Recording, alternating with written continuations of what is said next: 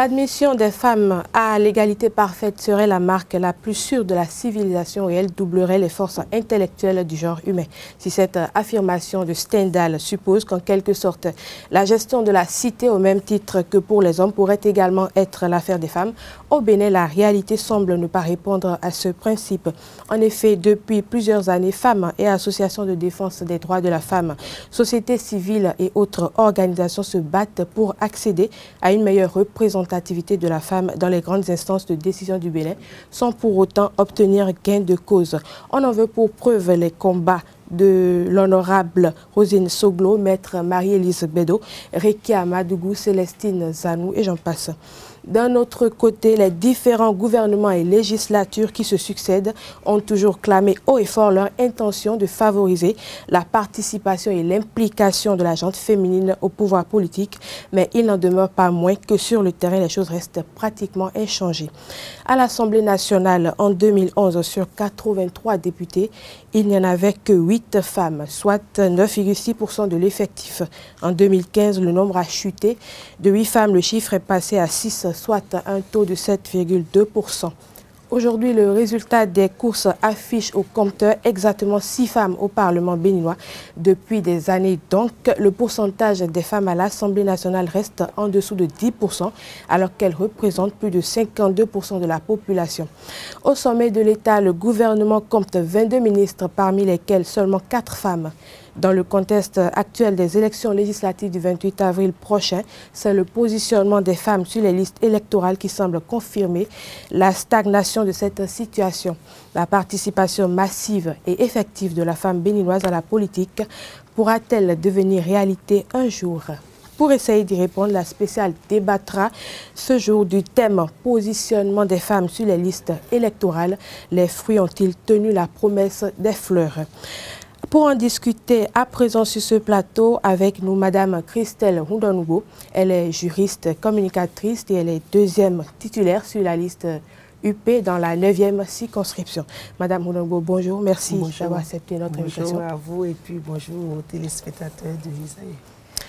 Alors, la première question que nous allons vous poser là tout de suite, c'est celle-ci. Après cette brève présentation de la situation, serait-on en droit de conclure que demain n'est pas la veille d'une meilleure représentativité féminine dans les grandes instances décisionnelles du Bénin? Écoutez, je suis embarrassée si je dois vous dire oui ou non, si demain n'est pas la veille, mais vous avez déjà fait le constat. Et ce constat ne date pas d'aujourd'hui, c'est un constat qui se fait au fil des années et qui continue en fait, qui reste d'actualité. Ce constat reste certainement d'actualité tout simplement parce que, et c'est mon avis, parce que nous n'avons pas encore trouvé la bonne solution à la question ou parce que nous n'avons pas encore posé la vraie question. Est-ce que le problème de la représentativité des femmes au sein des instances de prise de décision, est-ce que cette question est posée telle qu'elle doit être posée? Est-ce que les stratégies sont celles qui nous amènent vers une amélioration donc, de la représentativité des femmes dans les sphères de décision? Est-ce que les actions sont les bonnes? Je pense qu'il y a tout un paquet de questions que nous devons nous poser. Et après avoir posé ces questions, que nous puissions très froidement, avec beaucoup de calme et de sérénité, que nous puissions trouver les réponses appropriées qui nous permettront certainement d'aller de l'avant. Pour ma part, je pense, et je l'ai toujours dit, que nous nous trompons un peu de combat en ce qui concerne la question de la représentativité des femmes dans les instances de décision. Nous nous trompons de combat ou nous nous trompons de termes, nous nous trompons d'objectifs et de telle sorte que après plusieurs décennies de combat, nous nous retrouvons plus ou moins au statu quo, au point de départ. Vous avez parlé des législatives successives et vous avez montré qu'au lieu que notre courbe soit ascendante, la courbe, elle est descendante. Et donc, il y a un problème. Et il faut identifier de façon plus claire le nœud du problème et commencer par trouver des solutions à la base. Il n'est pas question aujourd'hui pour nous de régler toute cette problématique en nous disant que nous commençons par trouver des réponses par le sommet et que nous allons descendre. Il faut trouver par le bas, faire une bonne fondation pour pouvoir évoluer. C'est mon point de vue.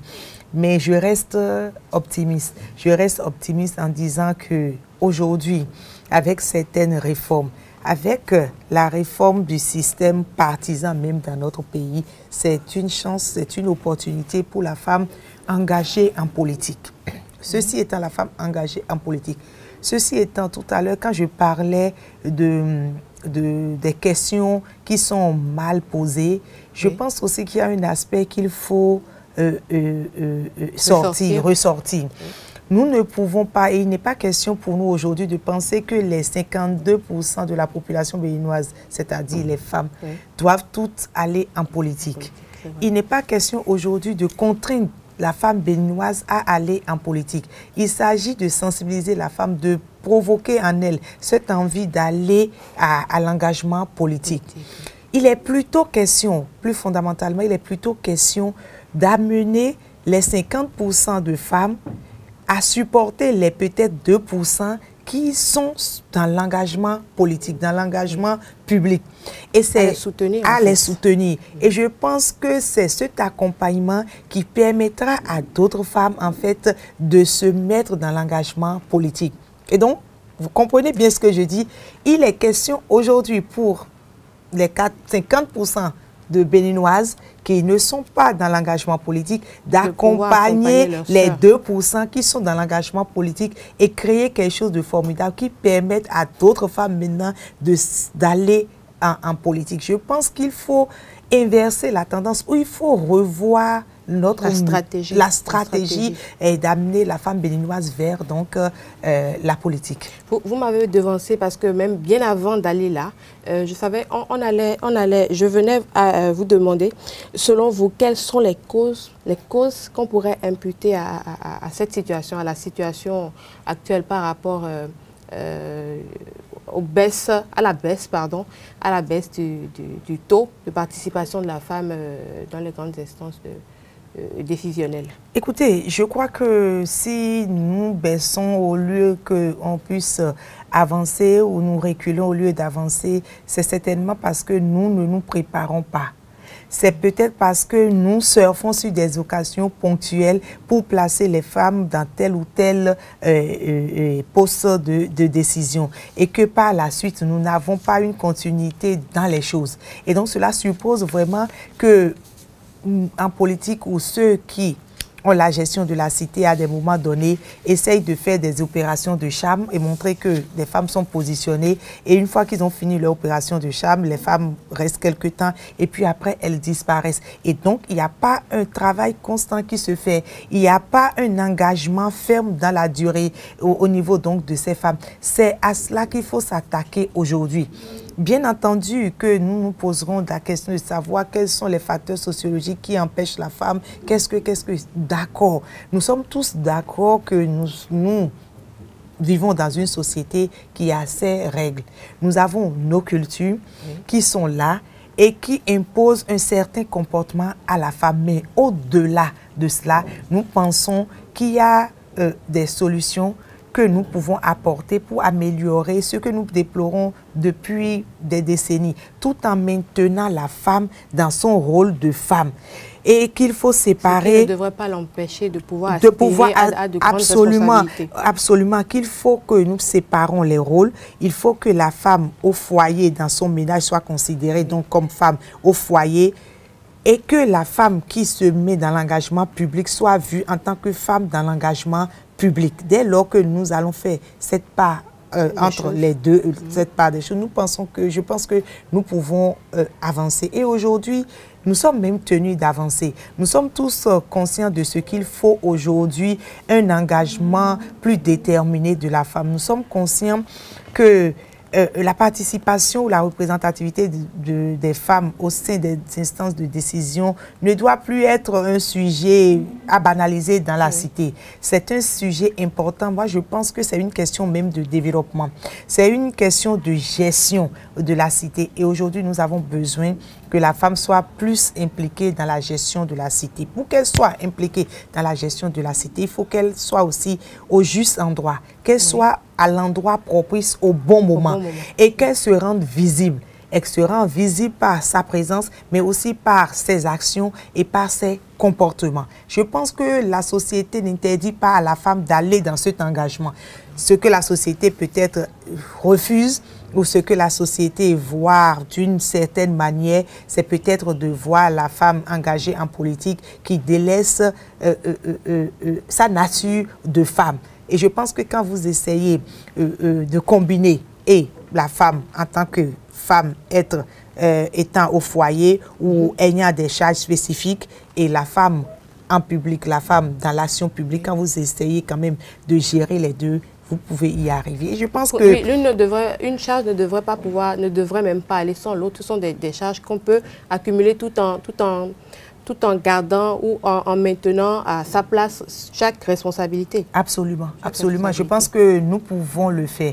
Nous pouvons le faire tout en tenant compte aussi de notre société. Vous savez, j'ai l'habitude de dire à certaines personnes que la femme doit en tout temps et en tout lieu rester femme, tout en étant engagée dans l'action publique. La femme, selon nos cultures, doit rester femme. Et quand on nous dit qu'au niveau de notre pays, nous avons ratifié les conventions à l'international, nous avons fait ci, nous avons fait ça, j'ai toujours dit oui. Nous avons ratifié les conventions, mais nous devons adapter les conventions à nos réalités culturelles. Si nous voulons vraiment cette émancipation, cette participation de la femme, nous ne pouvons pas calquer des modèles au niveau de notre société. C'est cela qui repousse d'ailleurs la société béninoise et la société africaine de façon générale. Qu'on calque des modèles en disant, puisque au plan international, nous avons dit que la femme est égale à l'homme et donc par conséquent, nous sommes dans l'égalité dans nos sociétés. Vous ne pouvez pas y arriver. Nous ne pouvons pas y arriver. Et je crois que les activistes, les défenseurs des droits de la femme ont commencé par comprendre, à percevoir qu'il faut un autre langage, qu'il faut d'autres actions. Il faut de voir la chose déjà une autre façon, avoir une autre perception, avoir une autre perception de la lutte, de l'engagement de la femme. Et dès lors que nous changeons de perception, nous changeons d'action, de stratégie, je pense que nous allons y arriver. Il serait aussi bon que nous puissions arrêter à un moment donné de penser systématiquement, même s'ils entravent un peu la participation de la femme, la représentativité de la femme dans les instances de décision. Je voudrais parler des hommes, mais il faut aussi reconnaître que jusqu'à preuve de contraire, ceux qui aujourd'hui font encore la promotion de la femme, c'est les hommes. Et donc, il faut peut-être que nous changions de méthode, que nous changions d'approche pour amener les hommes à faire des ouvertures. Je ne demande pas, et je n'ai jamais été une personne qui demande de faveur, je n'ai jamais été une personne qui pense qu'avec quelques mesures de facilité, qu'on peut accéder à tel ou tel poste de responsabilité. Non, je l'ai toujours dit. Par contre, je suis d'avis que nous puissions avoir des mesures incitatives qui permettent une meilleure représentativité des femmes dans les instances de décision, mais à condition que ces mesures incitatives prennent en compte le mérite, l'engagement, la compétence, la disponibilité. Ce ne serait qu'à ce prix que nous pourrons améliorer donc la représentativité des femmes au sein des instances de prise de décision. Mais si vous disiez tout à l'heure, à l'instant, que les hommes font plus la promotion des femmes, est-ce que ce n'est pas discutable? Vous êtes certaine de ça? Ou est-ce que le problème ne vient pas des femmes elles-mêmes? Est-ce que les femmes se soutiennent assez est-ce qu'elles forment un bloc pour arriver à ce qu'elles veulent? Ou est-ce que d'après vous, elles sont partisanes en griffe du moindre effort? Je vais vous donner un exemple. même si ce n'est pas un exemple, je vais vous donner quelques éléments qui vous permettront peut-être d'apprécier. Et regardez un peu le paysage de notre pays en ce qui concerne, bien entendu, les ONG de défense des droits des femmes. Oui. D'accord? Ces nombreux activistes que nous avons qui défendent les droits des femmes. Vous voyez de la méthode de travail, vous voyez comment chaque ONG ou chaque activiste essaye de planer sur son ONG ou sur sa structure et reste dans son coin pour travailler. Est-ce qu'à un moment donné, vous avez une plateforme, vous avez une association, vous avez un lobby en tant que tel de femmes activistes qui défendent la cause de la femme? Est-ce que vous en avez? Vous pouvez citer aujourd'hui, vous pouvez citer ça dans notre pays et donc c'est déjà un exemple. Et cet exemple me rend un peu perplexe quand on sait que ce sont ces ONG, ce sont ces personnes qui parlent de défense des droits de la femme et qui en réalité ne forment pas des lobbies vraiment soudés pour aller dans ces actions et c'est donc des actions dispersées. Déjà, il y a un problème qui se pose à ce niveau. D'accord? Alors, quand je vais à un autre niveau, quand j'ai parlé des hommes, qu'aujourd'hui, il n'y a que les hommes qui font la promotion de la femme, je sais bien de quoi je parle. Et je voudrais peut-être nous demander si nous avons le temps, les moyens de le faire un jour, que nous puissions faire une enquête. Une enquête en ce qui concerne les femmes qui ont été à un niveau élevé de responsabilité, nommées à un niveau élevé de responsabilité, et faire le point de ce qu'il y a eu autour d'elles en tant que femmes au travail. Et vous verrez, vous serez déçus. Vous serez même déçus de constater qu'il y a des moments où, quand elles sont portées au niveau élevé de responsabilité, quand elles viennent au poste, quand elles s'installent, ce qu'elles commencent déjà par faire, c'est se débarrasser des femmes qui sont autour d'elles. De potentiels concurrentes. Entre griffes, de se débarrasser de ces femmes en trouvant des alibis et en positionnant des hommes. Et puis, quand elles arrivent à positionner les femmes, allez voir à quel niveau de responsabilité elles positionnent les femmes. C'est un réel problème. C'est déjà que les femmes qui prônent la promotion de la femme donnent soit des exemples et donnent des exemples à travers les actes qu'elles posent. Bien entendu, je mets toujours un élément primordial, le mérite, la compétence. Je ne demande pas aux femmes, quand vous venez au poste, de maintenir peut-être une femme tout simplement parce qu'elle est femme. Non. Mais dès lors, par solidarité féminine, non. Mais dès lors que vous savez qu'elle est dans son rôle, elle a la compétence qu'il faut, qu'elle peut y arriver, alors encouragez-la à continuer. Le jour où vous la sautez de son poste, c'est pour lui faire une autre promotion. Je pense que dès que les femmes s'engageront dans cette direction, les hommes, nous accompagneront un peu plus. Ils vont nous prendre plus au sérieux. Absolument, absolument. Mais sortons aussi de ce débat, la femme est contre la femme, c'est la femme qui fait le malheur de la femme. Je ne souscris pas tellement à ça, je ne veux pas me mettre dans cette direction, mais je pense que nous, en tant que femmes, quand nous avons la possibilité, nous avons la chance d'être à certains niveaux de décision, il serait bon pour nous femmes que nous puissions influencer les décisions en faveur des femmes qui ont la compétence et qui peuvent être à des postes de responsabilité. Maintenant que vous en parlez, sur une émission d'une chaîne béninoise la dernière fois, il y a une dame ou un journaliste qui demandait à une de ses invitées, étant donné qu'il y a certaines femmes qui arrivent quand même à un certain niveau de leurs ambitions professionnelles, qu'est-ce qu'elles font pour aider celles qui sont à la traîne, celles qui sont derrière. Ils se demandaient en fait comment est-ce que ça se fait qu'il y en a qui sont depuis des années, on ne parle que de quelques-unes depuis des années, elles sont là, installées, mais qu'est-ce qu'elles font? Qu'elles font exactement pour aider leurs consoeurs ou leurs sœurs à arriver, ne serait-ce qu'un peu derrière elles. Et justement, c'est de cela que j'ai parlé tout à l'heure. Déjà, faire quelque chose, c'est essayer de faire la promotion de celles qui sont capables, qui peuvent aller de l'avant. et ne pas avoir peur qu'une femme, qu'une femme soit votre concurrente directe ou indirecte, ne pas avoir peur de voir une femme peut-être plus engagée pour vous que vous. Je pense qu'il faut se débarrasser de ces complexes. De toutes les façons, moi, je me dis, et c'est une question personnelle, que dès lors que vous êtes patronne, je veux féminiser un peu, vous êtes patronne quelque part, travaillez à rester la patronne. Oui. Et travailler à rester la patronne ne veut pas dire que c'est vous qui êtes la toute puissante, c'est vous qui avez tout le temps vos bureaux fermés, vous êtes isolé des autres et que en réalité vous êtes à ce niveau, non, pas du tout. Là, ça empêche l'autre de venir vers vous. Absolument. Une patronne ou un chef reste un chef. Et un manager, il faut savoir ouvert, facile d'accès, être un manager, être quelqu'un en qui vos collaborateurs ont confiance. Et je pense quand même que quand on parle de femme, c'est la femme qui doit plus incarner cette ouverture. Oui. Absolument. C'est la femme qui doit incarner cette ouverture.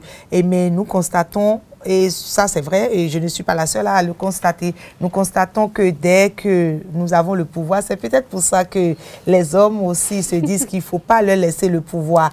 Dès que nous avons, nous femmes, le pouvoir, allez-y voir comment nous exerçons le pouvoir. Ah oui, nous exerçons le pouvoir. Il va falloir que nous puissions aussi corriger ces aspects, ces choses qu'on nous reproche, pour qu'on nous fasse un peu plus confiance. Si les femmes formaient un bloc et qu'elles allaient dans le même sens, qu'elles faisaient le même combat, je pense que les hommes dont on parle nous prendraient plus au sérieux et peut-être mettraient beaucoup plus d'ardeur à accompagner les actions de ces femmes. Ben oui, il faut déjà prier que nous puissions arriver à faire ce bloc-là, nous mettre ensemble pour la cause.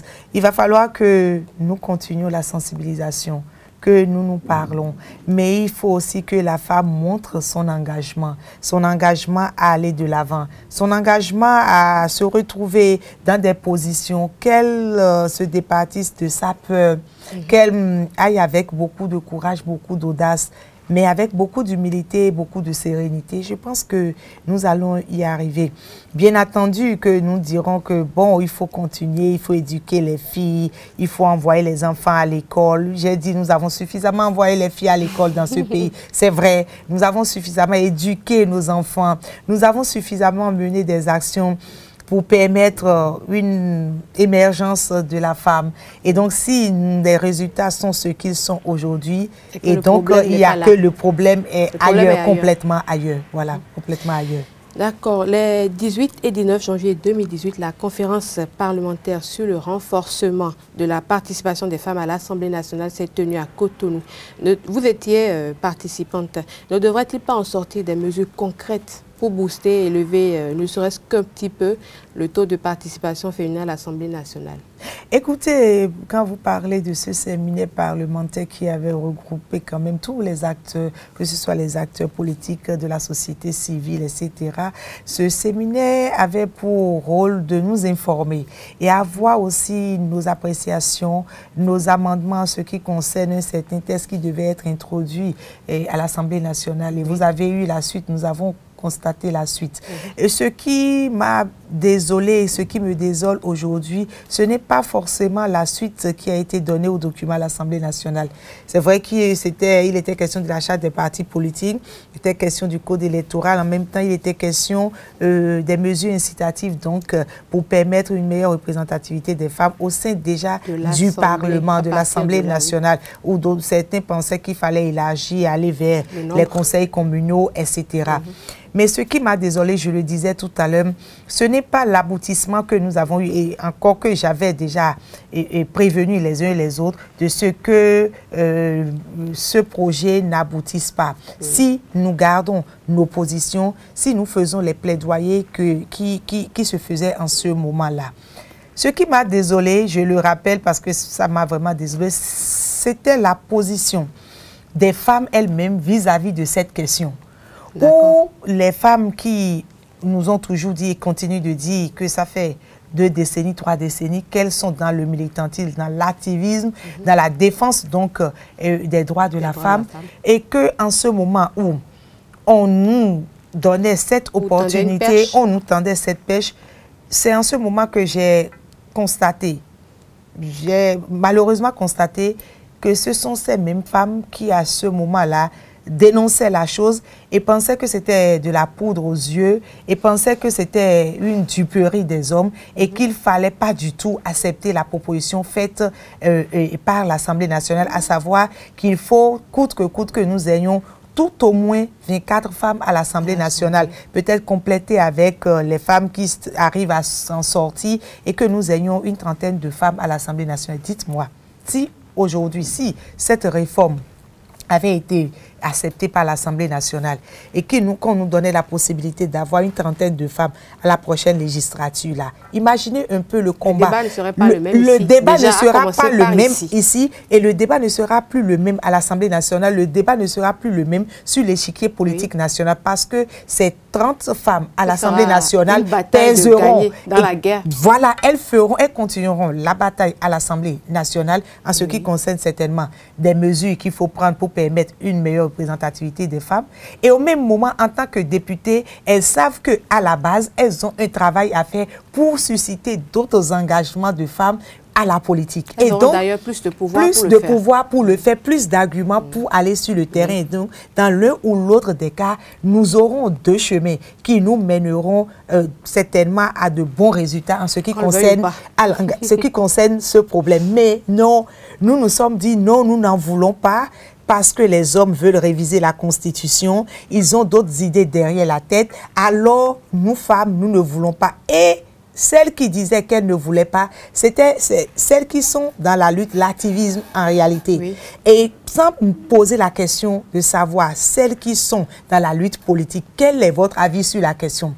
Voyons-nous, en tant que femmes, vous, femmes politiques, nous, en tant que femmes activistes, et que nous nous entendions sur ce qu'il faut faire, parce que c'est quand même une bonne opportunité pour nous. Oui. Moi, je me suis dit que c'est vrai que c'est tellement pour certains, c'est de la poudre aux yeux, mais que moi, je veux bien utiliser cette poudre et la transformer en arme qui me permettent en fait d'aller vers des résultats concrets. Je pensais que, bon, qu'on aurait pu aller dans ce sens, mais nous ne l'avions pas fait malheureusement, et nous sommes encore les mêmes aujourd'hui, à nous plaindre de la même situation et à donner nos ressentiments. Nos ressentiments, oui, je l'ai dit, il faut que nous puissions changer de débat.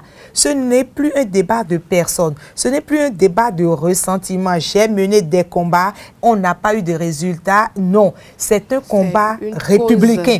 Ça doit devenir un combat de la République. Et dès lors que ça devient un combat de la République, tous les acteurs de la République peuvent trouver une solution ensemble. Et c'est-à-dire les hommes, les femmes, la société civile, la classe politique, les confessions religieuses. Nous devons tous ensemble trouver une solution à la question. Et je crois bien qu'avec le système partisan actuel qui est en réalité une chance pour la femme engagée en politique, avec le système partisan, avec les réformes qui vont continuer dans notre pays au niveau donc de toutes les couches sociales, je suis convaincue que nous trouverons le bon bout en ce qui concerne la question de la femme. L'élément primordial déjà, c'est la femme elle-même. C'est qu'elle se détermine, c'est qu'elle s'engage et c'est qu'elle choisisse. Deuxième élément, ne demandons pas à toutes les femmes d'aller dans l'action publique, la politique, mais encourageons chaque femme à ce qu'elle devienne une personne épanouie dans son milieu, dans sa profession, ce qui permettra en fait d'avoir un pays épanoui. Travaillons sur les problèmes, sur les difficultés que les femmes ont dans leur milieu. Dès lors que nous rendons les milieux épanouis, vous verrez que les femmes vont s'épanouir dans leur milieu. Elles vont s'engager. Mieux, aujourd'hui, il est question, c'est vrai, de travailler, d'avoir des femmes dans les arènes politiques, les arènes de décision. Mais il est fondamental de commencer avec les femmes le militantisme à la base. Justement, et de leur montrer que c'est le détecter. Parce que on suppose peut-être qu'il y a des femmes qui ont bien envie d'aller à la politique, mais qui ne savent pas comment faire ou qui ne savent pas par quelle voie passer pour y accéder. Est-ce que si on arrivait à déterminer un moyen de détecter ces femmes-là? Ce ne serait pas une solution quelque part? C'est en cela que je vous disais tout à l'heure que la charte des partis politiques, la réforme du système partisan reste une chance pour la femme. Elle reste une chance pour la femme, la réforme, tout simplement parce que quand je prends l'exemple de l'Union progressiste, où je suis, le statut de l'Union progressiste aujourd'hui permet à tout citoyen, à tout militant d'être un militant engagé, un militant qui évolue dans la hiérarchie des structures, des instances du parti. Et donc, aujourd'hui, à l'Union progressiste, si nous avons des femmes, et c'est ce que nous allons commencer par faire avec notre école de formation, nous commençons l'engagement par la base. La femme qui est à la base aujourd'hui et qui vient taper, qui crie, qui soutient, qui accompagne, qui vote, il faut qu'on fasse comprendre à cette femme qu'elle, avec un engagement soutenu dans le parti, qu'on peut l'applaudir, qu'on peut la soutenir, qu'on l'encourage et qu'on peut la positionner. Ouais. Et c'est de là que nous pouvons créer le militantisme engagé, le déclic, le militantisme engagé au niveau des femmes. Mais si nous restons dans l'autre logique de ces dernières années, où nous allons chercher une femme, parce que nous avons besoin de positionner, de montrer que nous positionnons des femmes dans des instances de prise de décision, nous allons chercher, nous positionnons, nous n'aurons pas l'effet qu'il faut sur la durée. Dès qu'elle finit dans cette position, elle disparaît. Oui. Alors que la femme que vous avez formée à la base, qui a commencé son militantisme, qui a gravi les échelons progressivement au sein du parti politique, qui a été positionnée peut-être dans son quartier, qui a été positionnée par la suite au niveau de son arrondissement, qui a continué son militantisme vers la commune, vers le département et qui accède aux instances suprêmes du parti, elle sera à même de faire un militantisme dans la durée. Et je pense que c'est sur ces questions aussi que nos partenaires qui accompagnent les différents projets en faveur de la femme, c'est en cela que nos partenaires doivent revoir le contenu des projets dans lesquels ils s'engagent. Il n'est plus question aujourd'hui de s'enfermer dans les salles. C'est vrai qu'il faut former, il faut dormir les b.a.-ba. Mais ce dont il s'agit aujourd'hui, c'est d'aller vers les partis politiques complètement engagés, qui sont sur toute l'étendue du territoire national, les accompagner en matière de militantisme des femmes. Au niveau de l'Union progressiste, je le disais tantôt, nous avons notre école de formation. Et si les partenaires ont besoin d'accompagner même ceux qui sont à charge de la mise en œuvre de ces projets, qu'on puisse voir dans quelle mesure nous mettons les moyens humains, les moyens financiers à partir de la base pour construire l'avenir. Ce que nous faisons aujourd'hui, nous essayons de faire un petit chapeau qui après tombe et puis nous ne voyons plus rien, nous voyons juste la tête et nous pensons que nous avons assez travaillé mais que nous n'avons pas de résultats. Non, je crois que nous avons beaucoup travaillé, mais nous avons travaillé dans le sens où les résultats ne pourront pas suivre. Les objectifs n'ont pas peut-être été pas suivre. Il faut que nous changions complètement, comme on le dit, qu'on change de paradigme, que nous puissions changer les éléments aussi de langage que nous propageons souvent. Et dans les débats, que nous puissions ramener les choses dans leur contexte. Et que nous sachions que nous vivons dans un pays donné. Nous sommes dans une culture et qu'il faut que nous puissions faire attention et que nous essayons d'adapter ce que nous voulons aux réalités du terrain.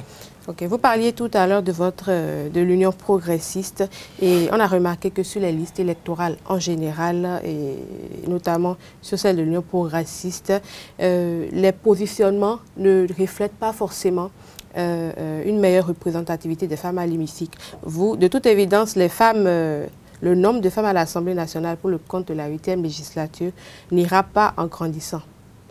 Vous, de votre position de deuxième titulaire sur la liste de l'Union progressiste dans la 9e circonscription électorale, qu'en pensez-vous? Écoutez, c'est vrai que quand on est hors du fonctionnement, de la vie des partis politiques, on peut être inquiet, comme vous le dites là, où on peut tenir ces propos qui sont justes, qui sont légitimes, relatifs à ce qu'on voit. Oui, qui sont relatifs à ce que vous voyez. Ce n'est que... ce n'est qu'une partie infime de ce qui se passe, de la réalité au sein des partis politiques. Vous, déjà, vous pensez qu'à l'Union progressiste, sur les 83 fois 2, on pouvait avoir même 83, et qui est 83, messieurs, ce qui est bien. Et c'est ce que nous recherchons. Oui. C'est à cela que nous devons travailler. Mais actuellement, avec le disponible, nous ne pouvons pas envisager un tel cas.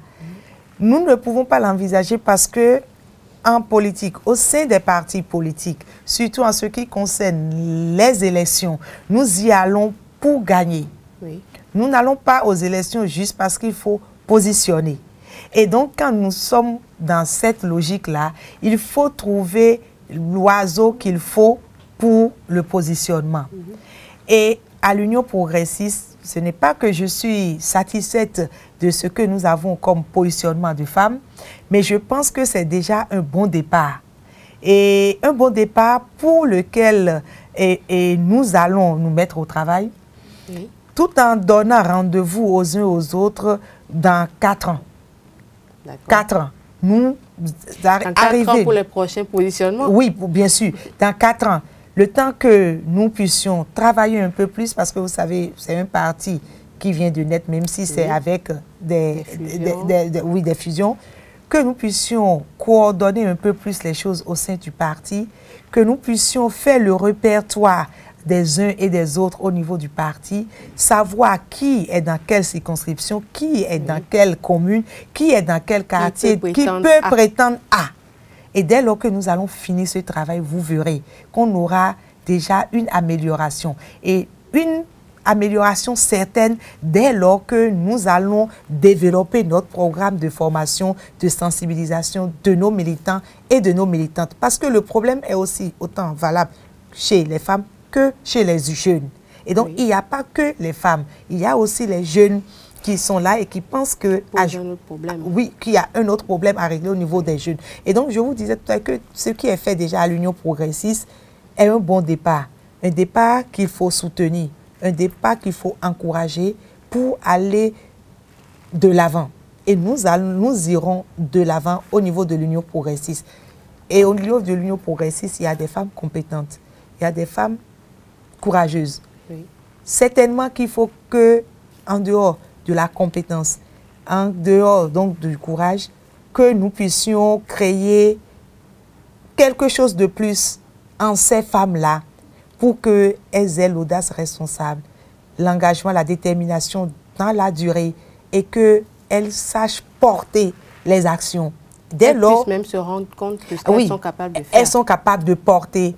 Et dès lors que nous allons créer ce petit élément en la femme à l'Union progressiste, vous verrez qu'elles vont envahir. Elles vont envahir les instances, elles seront sur les listes, elles seront au départ des choses avec les hommes, elles seront peut-être, pourquoi pas, au centre des choses de la République. Donc, ça, c'est pour l'Union progressiste. Les autres partis, j'ai vu aussi qu'il y a quand même quelques positionnements. Si pour la prochaine législature, et c'est mon vœu le plus cher, qu'au niveau, au niveau de la prochaine législature, que nous puissions avoir quand même un nombre plus élevé que ce qui nous avons avec la 7e législature. C'est ça qui va honorer la femme béninoise, c'est ça qui va honorer en fait la classe politique béninoise, c'est ça qui va honorer le Bénin. Et je crois qu'au niveau de chaque parti politique, au niveau même de l'État béninois, chacun en est conscient. Il y a des forats dans lesquels vous ne pouvez pas aller aujourd'hui à l'international avec une délégation constituée que d'hommes. Oui, et il y a des discussions que vous ne pouvez pas mener aujourd'hui tant que sans une présence de femmes. Oui. Et donc, soyons conscients de la situation, donnons-nous les moyens qu'il faut, tout en tenant compte, en restant très proche de nos réalités pour quand même trouver des solutions appropriées donc à cette question. La femme reste un élément déterminant de la société. La femme reste un élément qui accompagne. La femme reste un élément de décision pour la société. La femme reste un élément d'apaisement pour la société. Et par conséquent, notre République a besoin de la femme et notre République a le devoir d'amener la femme vers l'engagement public. Alors, la première dame, lors de son allocution, justement à la conférence parlementaire le 18 janvier 2018, a affirmé ceci, je cite, « Grâce au nouveau code électoral que votera l'Assemblée nationale avant la prochaine élection législative, le Bénin sortira de la catégorie honteuse des pays à parlement misogyne. » Fin de citation. Le Parlement béninois est-il, d'après vous, effectivement misogyne? Et au soir du 28 avril prochain, portera-t-il toujours cette étiquette de Parlement misogyne, d'après vous? Première chose, c'est vrai que quand on a un Parlement de 83 députés avec 6 femmes, on est tenté de dire qu'on est dans un Parlement misogyne. Mais n'exagérons pas.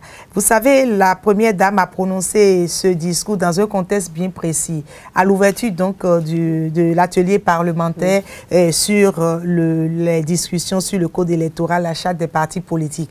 Et la première dame était visiblement heureuse parce qu'elle avait pensé, et avec nous aussi, nous avons pensé ensemble que c'était une solution que nous venons de trouver, c'était déjà une porte ouverte pour permettre l'amélioration donc de la représentativité des femmes au niveau des instances de prise de décision. Et donc, on était tous dans l'attente de voir les honorables députés à l'Assemblée nationale faire le bon geste. On attendait le bon geste des députés à l'Assemblée nationale parce qu'on se disait, ben voilà, puisque la proposition est venue des députés eux-mêmes et donc la chose était possible, c'était à portée de main, mais malheureusement, nous avons eu les résultats que vous connaissez. Oui. Je crois que ce n'est que partie remise. Ce n'est que partie remise au niveau déjà de l'engagement. Nous continuons l'engagement politique sur le terrain et nous allons certainement compléter l'engagement politique par des mesures incitatives, ce qui permettra au Bénin d'ici quelques temps de ne plus rester en queue de peloton. Voilà. Vous répondez déjà à la question que j'allais vous poser en vous demandant quelles sont les solutions probables qu'on pourrait apporter pour marquer un peu plus positivement ce combat-là. Oui. Et peut-être quelles sont, Criff, les actions peut-être déjà menées sur le terrain pour y arriver? Visiblement, on vient d'en parler. Je pense quand même qu'il faut travailler sur les deux ailes.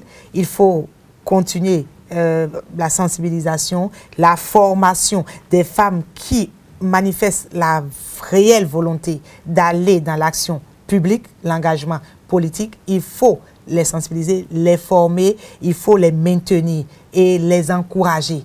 Et donc, je crois que c'est la base fondamentale, ça. Et dès lors que nous avons cette base, et vous avez la matière première, excusez-moi quand je parle de matière première, vous avez la matière première disponible, nous pouvons accompagner donc la disponibilité de la matière première des mesures incitatives. À ce moment-là, nous aurons un bon produit compétitif, un produit que nous pouvons mettre avec beaucoup de dignité, de fierté sur le marché. Ce ne seraient pas des produits où les gens vous diront, ben, représentativité des femmes, d'accord, mais allez-y. Voilà. Et donc, moi, je pense que nous devons jouer sur les deux terrains. Nous continuons l'engagement politique, la formation, la sensibilisation. Nous demandons à la femme d'avoir une volonté affichée, d'aller dans l'action publique. Et dès lors que cette volonté existe, dès lors que la matière première existe, nous accompagnons la matière première donc et des mesures incitatives. Voilà. L'espoir est-il permis? L'espoir est complètement permis. Et je pense que nous sommes dans un contexte aujourd'hui où l'espoir est plus que permis. Et nous avons une ouverture pour la femme béninoise qui sait que si elle s'engage, si elle a le mérite, si elle est déterminée, elle trouvera au sein donc de la République, elle trouvera sa place. Il n'est pas question de se mettre dans des combats tels que nous en avions fait par le passé, où on pense que certains sont assis et qu'il faut les sauter pour que d'autres prennent. Non, la femme béninoise se fera une place au sein donc de la cité. C'est la femme béninoise qui va construire cette place-là. C'est la femme béninoise qui va se construire ce respect que la société, l'État béninois, la République pourra lui concéder. Et donc, c'est à travers donc, le travail, à travers la détermination, à travers l'engagement et à travers sa présence constante Vous savez, moi, j'ai l'habitude de dire à certains, écoutez, si vous voulez qu'on vous écoute, arrangez-vous pour être présent, pour être présente, je parle surtout aux femmes, pour être présente au moment opportun, à l'endroit, au bon endroit, et au bon moment. Et dès lors que vous êtes présente au bon endroit, au bon moment, sachez comment faire pour qu'on puisse remarquer votre présence. La méthode. Voilà. Sachez quoi dire, comment le dire. Dès lors que vous le faites, on finira par se dire, mais voilà quelqu'un. Qu'on sache qui vous êtes. Dès lors qu'on sait qui vous êtes, on vous récupère. On a envie de composer avec vous. On vous fait confiance, on vous engage. Et puis, on vous laisse faire. On vous laisse même la main. Absolument, on vous laisse faire. On vous fait confiance. Et je pense que les quelques-unes que nous avons, les quelques-unes, je voudrais modestement me mettre parmi ces quelques-unes en disant les quelques-unes que nous sommes, que nous puissions déjà nous engager dans cette dynamique. Oui. Quitte à ce que les gens nous aident à nous élever un peu plus. Et je pense que ce serait un sésame formidable pour que d'autres femmes s'engagent. Que d'autres femmes se disent, ah mais tiens, nous avons vu telle personne, Amina, qui est dans tel parti politique, mais qui est à tel niveau de responsabilité. Quand nous y allons, nous voyons comment on lui fait confiance, comment elle est au-devant des choses. Nous voyons avec quel respect elle est traitée au sein de sa formation politique. Nous savons quelle place on lui concède au sein de cette formation politique. Si nous nous engageons comme Aminata, nous pouvons avoir cette même place. Nous pouvons avoir même cette dignité. Nous aurons cette responsabilité. Nous aurons ci, nous aurons ça. Et vous verrez que on va construire pas par pas. Nous n'allons pas construire l'édifice en un jour, mais commençons déjà par construire les pans de l'édifice. Et vous verrez que d'ici quelques années, on aura un édifice formidable, solide, où les hommes et les femmes seront ensemble, où on ne réfléchira même pas pour chercher quelle femme mettre dans telle position. Mais dès qu'on parle de telle position, nous avons telle femme qui peut y aller. Et que les gens disent, oui, elle est là, par sa compétence, par son engagement politique, par sa détermination, son courage et donc par son engagement tout simplement aux côtés donc de la République. Alors j'allais vous demander votre mot de fin, mais visiblement c'est déjà fait. Donc je vais plutôt vous demander si vous aviez un appel à lancer justement par rapport à ce combat dont nous parlons. Je voudrais juste conclure en disant à mes sœurs béninoises et en disant à chaque Béninois, homme, que moi, Christelle, je suis une femme heureuse. Une femme heureuse dans ce que je fais. Je suis une femme de passion. J'ai toujours cultivé l'engagement au quotidien, la détermination, et que je le fais contre vents et marées. Oui. Je ne m'occupe pas trop, même si par rapport aux critiques, j'en ai besoin d'ailleurs pour aller de l'avant. C'est ça qui me permet de me construire, de me remettre en cause. Mais que je ne m'occupe pas trop du qu'en dira-t-on.